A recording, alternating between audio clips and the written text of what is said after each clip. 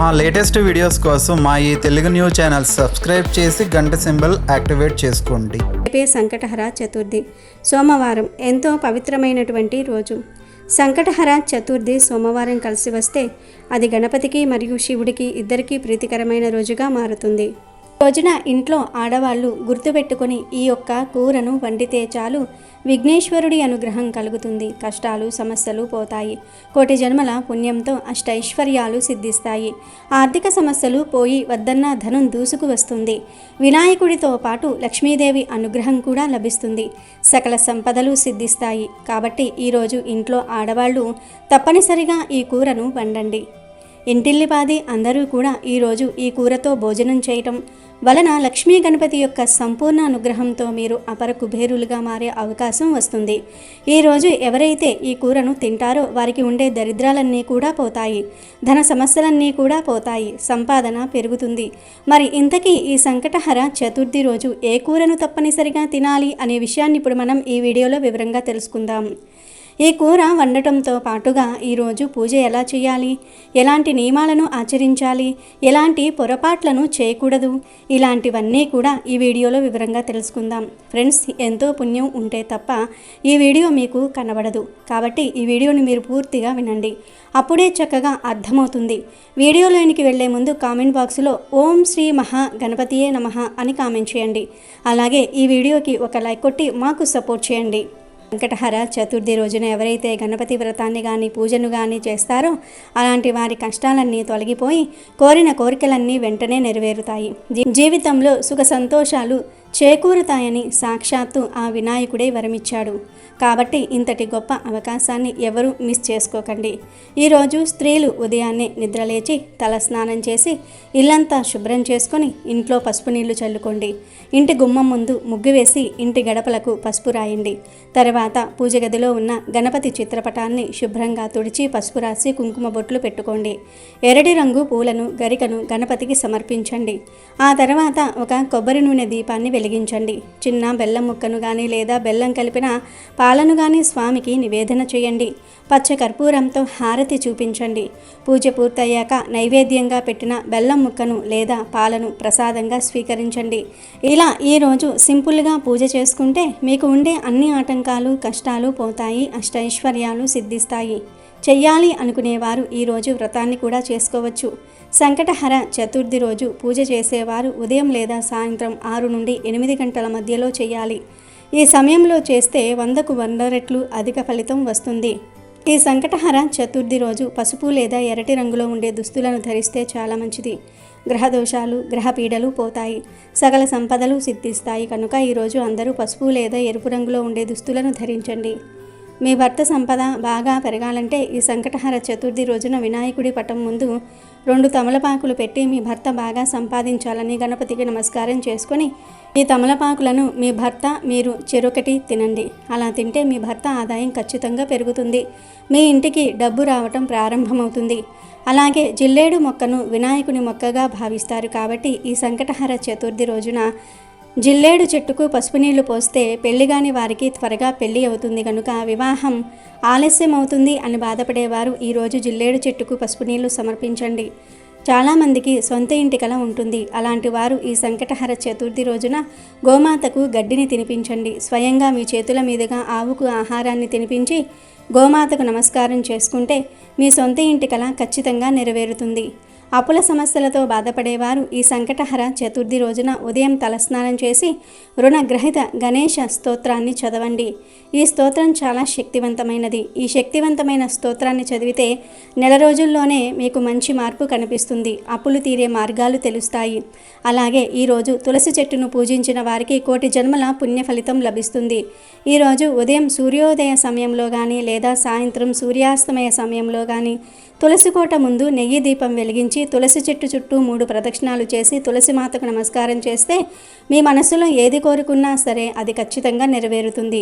లక్ష్మీదేవి అనుగ్రహంతో మీ ఇల్లంతా ఐశ్వర్యంతో నిండిపోతుంది. మీ ఇంటికి ఉన్న దరిద్రం మొత్తం తొలగిపోయి మీ ఇంట్లోకి ధనలక్ష్మీదేవి అడుగు పెట్టాలంటే ఒక నిమ్మకాయను తీసుకుని దానికి కుంకుమ బొట్టు పెట్టి గణపతి ముందు పూజలో పెట్టి నమస్కారం చేసుకోండి.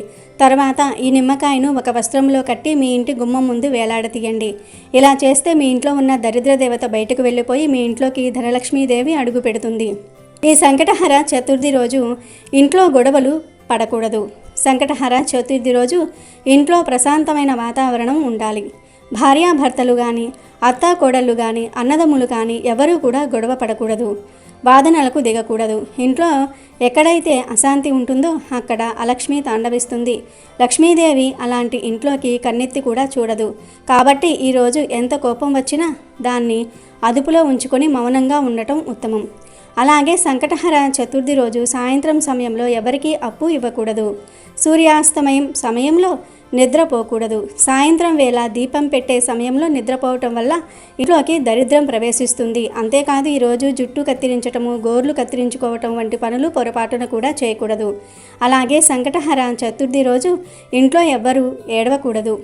ఇక ఈ సంకటహర చతుర్థి రోజు స్నానం చేసే నీటిలో గరికను కానీ, 5 నేరేడు ఆకులను కానీ, 5 వేప ఆకులను కానీ, ఈ మూడిటిల్లో ఏదో ఒకటి వేసుకుని స్నానం చేస్తే చాలు. విఘ్నేశ్వరుడి అనుగ్రహంతో సకల శుభాలు కలుగుతాయి. ఇలా స్నానం చేయటం వలన 1 నిమిషంలో కష్టాలు, బాధలు, సమస్యలు పోతాయి. గణపతి అనుగ్రహంతో కుబేరులుగా మారిపోతారు. ఈరోజు ఇలా స్నానం చేస్తే జన్మల పాపాలు, దరిద్రము ఆ నీటి ద్వారా పోతాయి. 1,000,000 జన్మల పుణ్యం వస్తుంది. ప్రతి నెల పౌర్ణమి వెళ్ళిన 3-4 రోజుల్లో సంకటహర చతుర్థి వస్తుంది. ఈ సంకటహర చతుర్థి అంటే గణపతికి ఎంతో ఇష్టం. ఈరోజు గణపతిని ఆరాధించటం వలన సంకటాలన్నీ కూడా పోతాయి, ఆటంకాలు పోతాయి, కష్టాలు పోతాయి. ఈ సంకటహర చతుర్థి అన్న పేరులోనే ఉంది సంకటాలను హరించే చతుర్థి అని. కనుక ఈరోజు భక్తిగా గణపతిని పూజిస్తే ఎలాంటి కష్టాలైనా సరే తొలగిపోతాయి. బ్రహ్మదేవునికి మొదట సృష్టి చేసేటప్పుడు అనేక ఆటంకాలు ఏర్పడ్డాయి. అసలు సృష్టి ఎలా చేయాలో బ్రహ్మకు తెలియలేదు. దాంతో బ్రహ్మ ముక్కు పెట్టాల్సిన చోట చెవి, చెవి పెట్టాల్సిన చోట ముక్కు పెట్టేవాడు. బ్రహ్మ సృష్టి ప్రారంభించిన 1000 సంవత్సరాల వరకు సృష్టిలో ఆటంకాలు ఎదురయ్యాయి. అప్పుడు బ్రహ్మ తపస్సు చేశాడు. అలా 1000 సంవత్సరాలు బ్రహ్మ తపస్సు చేయగా ఒక్కసారిగా వక్రతుండ గణపతి ఒక కృష్ణపక్ష చతుర్దశి రోజు కనిపించాడు. ఆ గణపతి బ్రహ్మ సృష్టిలో ఏర్పడిన వక్రాలను తొలగించాడు. అందుకే ఆయనకు వక్రతుండ గణపతి అని పేరు వచ్చింది. గణపతి ఆది నుండి ఉన్న దేవుడు. బ్రహ్మదేవుడంతటి వాడి ఆటంకాలనే తొలగించిన గణపతికి మన ఇబ్బందులు ఒక లెక్క కాదు. కనుక సంకటహర చతుర్థి రోజు ఆటంకాలు ఉన్నాయి, కష్టాలు ఉన్నాయి అని బాధపడేవారు ఇంట్లో గణపతిని పూజించుకుంటే ఆ కష్టాలన్నీ కూడా పోతాయి. ఇంట్లో పూజ చేయటం కుదరని వారు గణపతి ఆలయానికి వెళ్ళినా కూడా మంచి శుభ ఫలితాలు. ఈ రోజున ఉపవాసం ఉండి వినాయకుడిని పూజిస్తారు. రోజంతా ఉపవాసం ఉండి రాత్రిపూట చంద్రుణ్ణి పూజించి నైవేద్యాలను సమర్పిస్తారు. దీంతో ఈ ఉపవాసం పూర్తవుతుంది. ఈ ఉపవాసంలో చంద్రుని ఆరాధన ముఖ్యం. అది లేకుండా ఉపవాసం పూర్తి కాదు. వినాయకుడు అంటే పరిపూర్ణతకు ప్రత్యక్ష స్వరూపంగా చెప్పబడినది. వినాయకుడు తన భక్తుల జీవితాలలో అవాంతరాలను తొలగించటమే కాకుండా సరైన మార్గంలో పయనించుటకు మార్గనిర్దేశ చేయగలిగిన వాడని భక్తుల ప్రగాఢ విశ్వాసం. వినాయకుడిని 2 భార్యలు సిద్ధి, బుద్ధి ఉన్నారు. బుద్ధిని రీతిగా కూడా కొందరు పిలుస్తూ ఉంటారు. ఇక్కడ బుద్ధి శ్రేయస్సును సూచిస్తే సిద్ధి విజయాన్ని సూచిస్తుంది. వినాయకునికి శుభ, లభ అనే 2 కొడుకులు కూడా ఉన్నారు. ఇక్కడ రిధి సంతానమైన శుభుడు మంచికి పేరు ప్రఖ్యాతలకు చిహ్నంగా సూచింపబడితే సిద్ధి కుమారుడైన లభుడు లాభానికి చిహ్నంగా ఉంటారు. అందుచేతనే ఒక్క వినాయకుడిని పూజిస్తే అన్నింటా విజయములు పొందవచ్చునని భక్తుల ప్రగాఢ విశ్వాసము. ఇక వినాయకుడికి ఎంతో ఇష్టమైన ఈ సంకటహర చతుర్థి రోజున వేప ఆకులతో ఒక పరిహారం చేస్తే చాలు 60 నిమిషాలలో మీ జీవితం మారిపోతుందని శాస్త్ర పండితులు చెప్తూ ఉన్నారు. అసలేం చేయాలి అంటే ఏమీ లేదు. సంకటహర చతుర్థి రోజున ఉదయాన్నే 2 రెమ్మల వేప ఆకులను కోసి తెచ్చుకోండి. వేప ఆకులకు మన కష్టాలను తొలగించి మన జీవితాన్ని అద్భుతంగా మార్చేసే శక్తులు ఉన్నాయి. కనుక వేప ఆకులను తెచ్చుకోండి. తర్వాత ఆ వేప ఆకులను ఒక రాగి ప్లేట్లో కానీ ఇత్తడి ప్లేట్లో కానీ వేయండి. స్టీల్ ప్లేట్లో మాత్రం వేయవద్దు.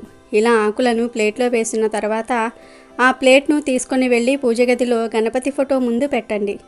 ఫోటో ముందు పెట్టే ముందు కొన్ని పసుపు నీళ్లను వేప ఆకుల మీద చల్లి ఆ తర్వాత ప్లేట్ను గణపతి ఫోటో ముందు పెట్టండి. ఇలా పెట్టిన తర్వాత చక్కగా ఒక ప్రమిదను తీసుకుని దానిని వేప ఆకుల మీద పెట్టండి. ఆ ప్రమిదలో కొబ్బరి నూనెను పోయండి. ఆ తర్వాత 3 లేదా 5 ఒత్తులు వేసి దీపం వెలిగించండి. ఇలా వెలిగించిన దీపానికి పసుపు, కుంకుమ, అక్షింతలు సమర్పించండి. ఇలా ఎవరైతే ఈరోజు వినాయకుడి ఫోటో ముందు వేప ఆకుల మీద దీపాన్ని పెడతారో వారి ఇంట్లో 60 నిమిషాల్లో అద్భుతం జరుగుతుంది. కష్టాలన్నీ కూడా పోతాయి. ప్రతి సంకటహర చతుర్థి రోజు ఇలా వేప ఆకుల మీద దీపం పెడితే నెమ్మదిగా ధన సమస్యలు పోతాయి, డబ్బు వస్తుంది. మీరు కలకాలం ఆనందంగా ఐశ్వర్యంతో జీవిస్తారు. అదేవిధంగా సంకటహర చతుర్థి రోజున 2 వేప కొమ్మలను తెచ్చుకొని ఆ కొమ్మలను మీ మెయిన్ డోర్కి 2 వైపులా కట్టండి. ఇలా కట్టడం వలన దుష్ట పీడలు, నెగిటివ్ ఎనర్జీ ప్రభావము మీ ఇంటి మీద పడదు. అదృష్టం బాగా కలిసి వస్తుంది. సంకటహర చతుర్థి రోజు వేప ఆకుల మీద దీపం వెలిగించారు. ఆ ఆకులను మరునాడు పూజగది నుండి తొలగించి ఏదైనా వేప చెట్టు మొదట్లో పడేయాల్సి ఉంటుంది. సంకటహర చతుర్థి రోజు వేప ఆకులతో ఈ 2 పనులు చేస్తే ఖచ్చితమైన శుభ ఫలితాలు కలుగుతాయి. కనుక మీరు కూడా సంకటహర చతుర్థి రోజున వేప ఆకులతో ఈ పరిహారాలు చేసి శుభ ఫలితాలను పొందండి. అంతేకాదు గణపతికి ఎంతో ఇష్టమైన ఈ సంకటహర చతుర్థి రోజున కొన్ని కూరలను ఇంట్లో వండుకుంటే కోటి జన్మల పుణ్యం వస్తుంది. ఈరోజు ఈ కూరలను తినటం వలన మీకు విపరీతమైన పుణ్య ఫలితం అనేది కలుగుతుంది. అష్టైశ్వర్యాలు సిద్ధిస్తాయి. ఈ రోజున గణపతికి ఎంతో ఇష్టమైనటువంటి బీరకాయ కూరను వండినా తిన్నా దరిద్ర బాధలన్నీ కూడా తొలగిపోతాయి. ధనం అనేది విపరీతంగా దూసుకు వస్తుంది. కాబట్టి బీరకాయను కూర రూపంలో కానీ లేదా పచ్చడి రూపంలో కానీ లేదా ఫ్రై రూపంలో కానీ తప్పనిసరిగా వండుకునే ప్రయత్నం చేయండి. ఇలా సంకటహర చతుర్థి రోజు బీరకాయను వండుకుని తినటం వలన మీకు ధనలాభం కలుగుతుంది. ధన సమస్యలన్నీ పూర్తిగా తొలగిపోతాయి. దరిద్రం అనేది కూడా ఆమడ దూరం పారిపోతుంది. కాబట్టి తప్పనిసరిగా బీరకాయను వండుకోండి. ఇక తర్వాత నల్లేరు కాడ అని ఉంటుంది. ఈ నల్లేరు కాడ మనకు మార్కెట్లో దొరుకుతుంది. పల్లెటూళ్ళల్లో ఉండేవారికి దీని గురించి బాగా తెలుసు. ఈ నల్లేరు కాడ అంటే గణపతికి చాలా ఇష్టం. కనుక ఈ సంకటహర చతుర్థి రోజున మీరు ఈ నల్లేరు కాడతో పచ్చడి చేసుకొని తినటం వలన విపరీతమైనటువంటి ధనలాభం కలుగుతుంది. జాతక దోషాలన్నీ కూడా తొలగిపోతాయి. అదృష్టం అనేది పడుతుంది. కోటి జన్మల పుణ్యం అనేది కలుగుతుంది. ఈ నల్లేరు కాడ చూడడానికి ఇక్కడ చూపిస్తున్నట్లుగా అనగా వీడియోలో చూపిస్తున్నట్లుగా ఇలా ఉంటుంది. ఇది మనకు విరివిరిగా దొరుకుతుంది. కనుక నల్లేరు కాడ తీసుకుని చక్కగా పచ్చడి చేసుకుని ఇంట్లో పిల్లలు పెద్దలు అందరూ కూడా తినటం వలన ఆయుష్ అనేది పెరుగుతుంది. అష్టైశ్వర్యాలు సిద్ధిస్తాయి. ఈ నల్లేరు కాడ పచ్చడి కూడా చాలా రుచిగా ఉంటుంది. కాబట్టి నల్లేరు కాడను చక్కగా సేకరించి తెచ్చుకొని ఈ సంకటహర చతుర్థి రోజున వండుకొని తినటం వలన గణపతి యొక్క సంపూర్ణ అనుగ్రహంతో మీరు కోటీశ్వర్లుగా మారే అవకాశం అనేది ఉంటుంది. మీకు ఉన్నటువంటి జాతక దోషాలు పాపాలు అన్నీ కూడా తొలగిపోతాయి. ఇక సంకటహర చతుర్థి రోజు వండుకోవలసినటువంటి ఇంకొక కూర ఏమిటి అంటే బఠానీ కూర. అవును బఠానీ ఉంటాయి కదా, ఆ బఠానీల కూరను కూడా ఈ రోజు తినటం వలన చక్కటి అదృష్టం వరిస్తుంది. అంటే బఠానీతో కూర వండుతారు. అలాగే కూరల్లో కలుపుడికి వాడుతూ ఉంటారు కదా. అంటే బంగాళదుంప, బఠానీ, బీరకాయ, బఠానీ, వంకాయ, బఠానీ ఇలా ఏదో ఒక రూపంలో ఈరోజు పచ్చి బఠానీలను తింటే విఘ్నేశ్వరుడి యొక్క అనుగ్రహం అనేది సంపూర్ణంగా కలుగుతుంది. గ్రహ దోషాలు, ఆర్థిక సమస్యలు, అప్పుల బాధలు అన్నిటి నుంచి కూడా బయటపడతారు. సకల సంపదలు సిద్ధిస్తాయి. కాబట్టి చక్కగా రేపు ఇంట్లో ఈ 3 కూరల్లో ఏదో ఒకటి వండుకునే ప్రయత్నం చేయండి. ఈ 3 కూరల్లో నుండి ఏ కూరను వండుకున్నా మీ కష్టాలు పోయి ఆర్థిక సమస్యలు పోయి అష్టైశ్వర్యాలు సిద్ధిస్తాయి. కాబట్టి ఇంట్లో ఆడవాళ్ళందరూ కూడా తప్పనిసరిగా ఈరోజు ఈ కూరలను వండండి, తినండి. పిల్లలకు కూడా పెట్టండి. ముఖ్యంగా మగవాళ్లకు పెట్టండి. ఇలా తినటం వలన ఇంటిపరమైనటువంటి దోషాలన్నీ కూడా తొలగిపోతాయి. కానీ ఈ సంకటహర చతుర్థి రోజు నాన్ వెజ్ని పొరపాటున కూడా వండటం కానీ తినటం కానీ చేయకూడదు. నాన్ వెజ్ అంటే కోడిగుడ్డు, చికెను, మటను, ఫిష్, చేపలు, రొయ్యలు ఇలాంటివి ఏమీ కూడా వండకూడదు, తినకూడదు. గుడ్డును చాలామంది నాన్ వెజ్ కాదనుకుని తినేస్తూ ఉంటారు. కానీ గుడ్డు కూడా నీచే. ఈ సంకటహర చతుర్థి రోజు గుడ్డు కూడా తినకూడదు. కనుక ఈరోజు ఇంట్లో మాంసాహారం వండవద్దు, తినవద్దు. ఇంట్లో అనే కాదు, మీరు బయట కూడా నాన్ వెజ్ తినకూడదు. అంటే రెస్టారెంట్స్లో, బజారుల్లో, నూడిల్స్ బళ్ళ దగ్గర, బిర్యానీ షాప్ల దగ్గర, బజ్జీ బళ్ళ దగ్గర ఎక్కడా కూడా నాన్ వెజ్ తినకూడదు.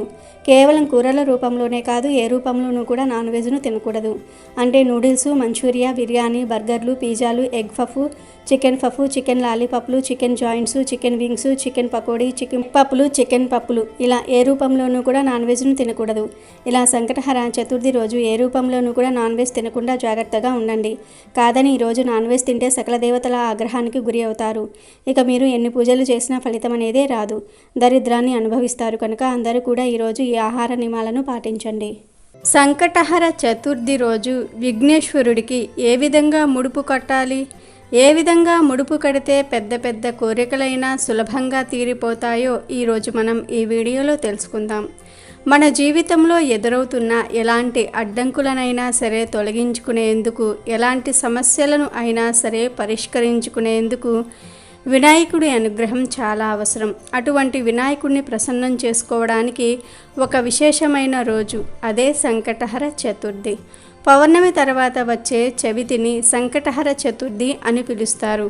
ఈరోజు వినాయకుడిని పూజిస్తే ఎలాంటి దోషాలైనా తీరిపోతాయి.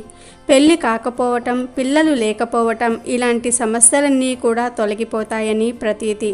అయితే మీకు ఏమైనా కోరికలు ఉంటే, అంటే ఇల్లు కట్టుకోవాలి, పిల్లలు చదువుకోవాలి, లేదా పిల్లలు చదువులో పాస్ అవ్వాలి, స్థలం కొనుక్కోవాలి, అప్పులు తీరిపోవాలి, పెళ్లి జరగాలి, సంతానం కలగాలి, ఇటువంటి పెద్ద పెద్ద కోరికలు తీరాలంటే గణపతికి ముడుపు కట్టాలి. మరి ఆ ముడుపు ఎలా కట్టాలో చూద్దాం.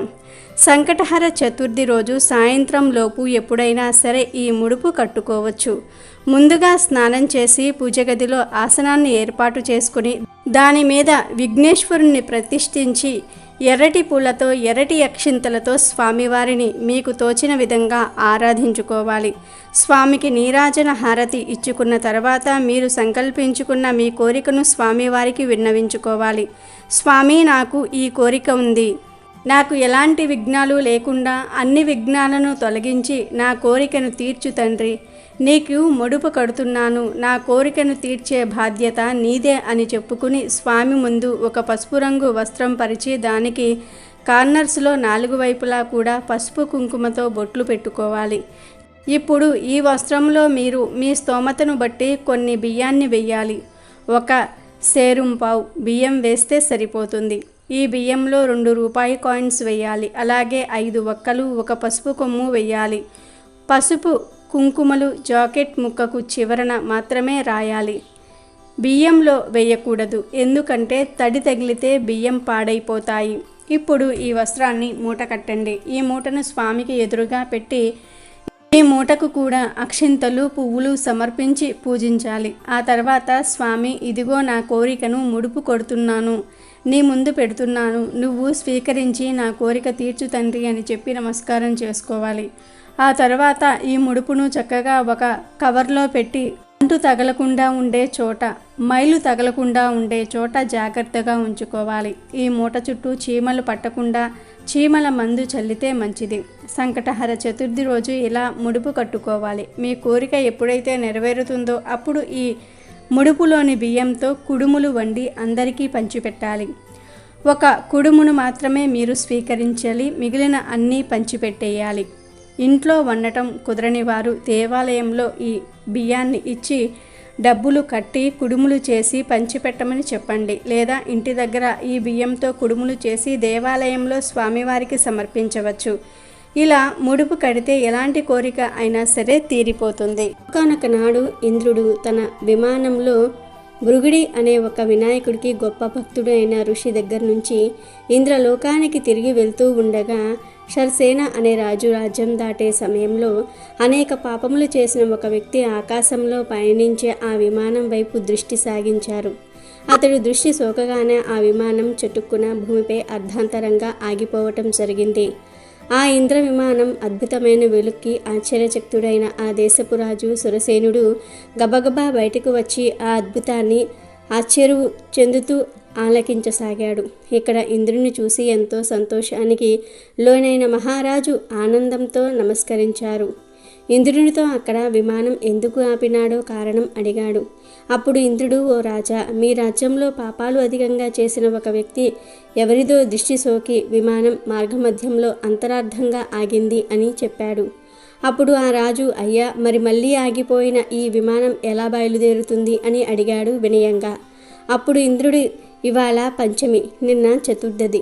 నిన్నటి రోజున ఎవరైతే ఉపవాసం చేశారో వారి పుణ్యఫలాన్ని నాకిస్తే నా విమానం తిరిగి బయలుదేరుతుంది అని చెప్పాడు. సైనికులంతా కలిసి రాజ్యమంతా కూడా తిరిగారు. అన్వేషిస్తూ ఒక్కరైనా సరే నిన్నటి రోజున ఉపవాసం చేసిన వారు కనబడతారా అని కానీ దురదృష్టవశాత్తు అలా ఎవ్వరూ నిన్నటి రోజున ఉపవాసం చేసిన వారు దొరకలేదు. అదే సమయంలో కొందరు సైనికుల దృష్టిలో ఒక గణేష దూత వచ్చి మరణించిన స్త్రీ మృతదేహాన్ని తీసుకువెళ్ళటం కనపడింది.